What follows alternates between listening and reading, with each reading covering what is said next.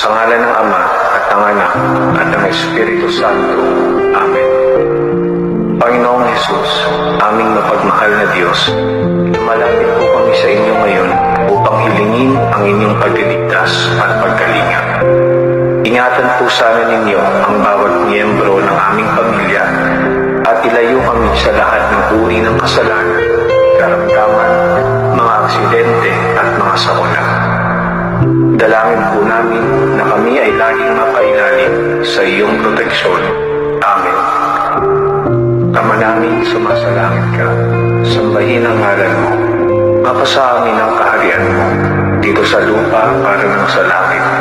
Bigyan niyo po kami ng aming kakanin sa araw-araw, at patawarin niyo po kami sa aming mga sala, para ng pagpapatawad namin sa mga nagkakasala sa amin.